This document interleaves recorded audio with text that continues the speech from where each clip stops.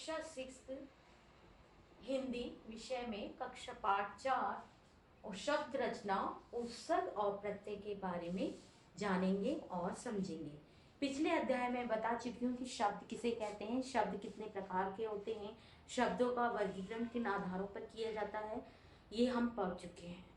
पिछले अध्याय को पढ़ते हुए आप शब्द रचना यानी कि बनावट के आधार पर हम शब्दों को कैसे कैसे बना सकते हैं, उपसर्ग किसे कहते हैं और प्रत्यय किसे कहते हैं, इसके बारे में हम जानेंगे और समझेंगे। तो उपसर्ग है जो वे शब्दांश जो मूल शब्द के आगे जुड़कर उसके अर्थ में परिवर्तन कर देते हैं, उसे हम उपसर्ग कहते हैं। ध्यान से सुनिए, उपसर्ग किसे कहते हैं? जो शब्द मूल शब्द के आगे जुड़ के यानी कि जो शब्दांश जो मूल शब्द से आगे यानी कि पहले जुड़ करके उसके अर्थ को बदल देते हैं, उसे हम उपसर्ग कहते हैं। पेज नंबर 26 ओपन है और पार्ट नंबर 4 देखिए, इसमें आपकी ये परिभाषा। उपसर्ग जैसे कि मैंने बताया, एक प्र अब है, उपसर्ग है प्र। इसको हम कैसे शब्द के आगे जोड़ करके यानी मूल शब्द के आगे जोड़ करके एक नया शब्द बना सकते हैं। यानी कि मूल शब्द है गति मतलब चाल, और इसका अगर हम इसके आगे मूल शब्द लगा देते हैं यानी कि प्रगति लगा देते हैं गति के आगे, तो क्या बन गया इसका? प्रगति। यानी कि प्रगति यानी कि इसके अर्थ में बदलाव आ जाएगा। अब इसके अर्थ में कैसे बदलाव आ गया ये जानेंगे। कैसे? क्योंकि हमने प्र लगाया। पहले गति का अर्थ था चाल, यानी कि चाल, गति कैसी है, किसकी गति, इस पहिए की गति कैसी यानी चाल कैसी है, यानी कि और प्रगति, इसके आगे प्रगति यानी उपसर्ग लगा दिया तो बन गया प्रगति। यानी कि प्र लगाते ही इसके अर्थ में जो है परिवर्तन आ गया।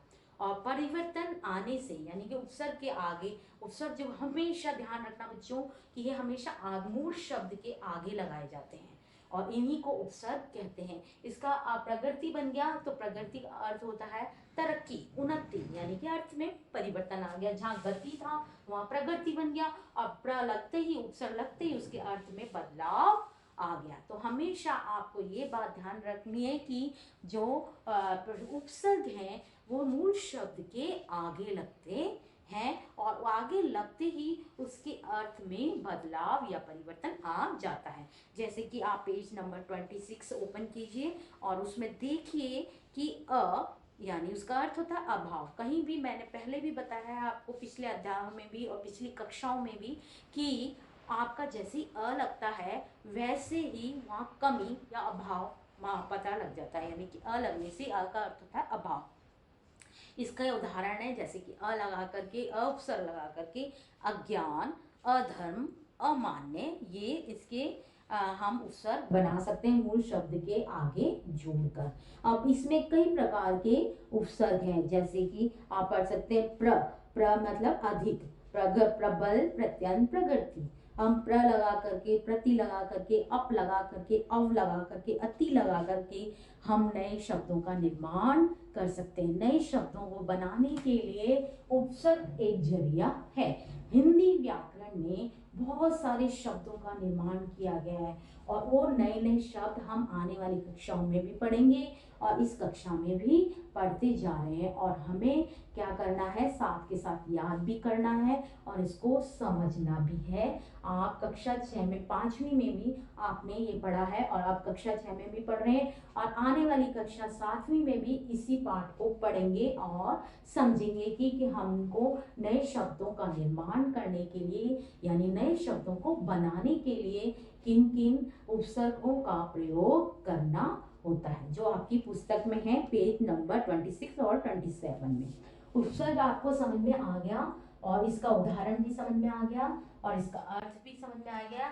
तो ये आपको परिभाषा याद करनी है कि उपसर्ग किसे कहते हैं। उपसर्ग शब्द के पूर्व यानी पहले, आगे लगने पर उसके अर्थ में बदलाव ला देते हैं, परिवर्तन ला देते हैं, तो हम उसे उपसर्ग कहते हैं।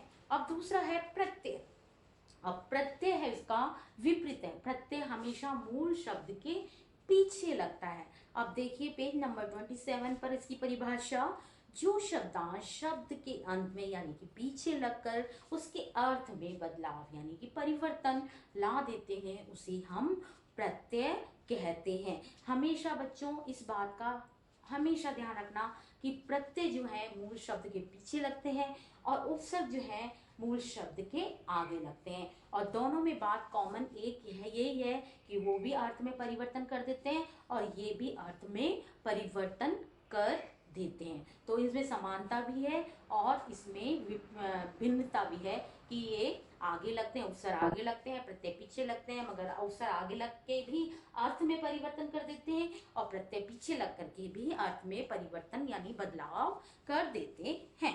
अब प्रत्यय का आपने देखा, प्रत्यय वो है जो शब्द के बाद में लगने के बाद शब्दांत जो है उसके अर्थ में परिवर्तन कर देते हैं। जैसे कि प्रत्यय उदाहरण लेती हूँ मैं, प्रत्यय है आहट, यानी कि आप लीजिए आहट एक प्रत्यय है, मैंने प्रत्यय आहट कहा है कि इसको पीछे लगाइए, मूल शब्द के पीछे लगाइए।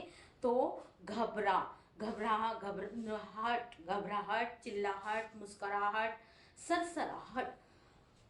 आप देख सकते हैं पेज नंबर 27 पर आपके बहुत सारे प्रत्यय हैं, जैसे अक्कड़, भुलक्कड़, घुमक्कड़।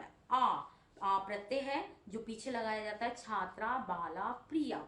आई जो प्रत्यय है, ऊंचाई, लंबाई, लिखाई, दिखाई, सुनाई, चढ़ाई। यह सभी प्रत्यय हैं जो प्रत्यय पीछे लगकर मूल शब्द के पीछे लगकर इसके अर्थ को बदल देते हैं। पेज नंबर 28 पे देखिए, आपके बहुत सारे ये प्रत्यय दिए हैं, इनको आपको लर्न करना है और याद करके सुलेख कॉपी और इसको सुलेख कॉपी में याद करके लिखना है। Thank you.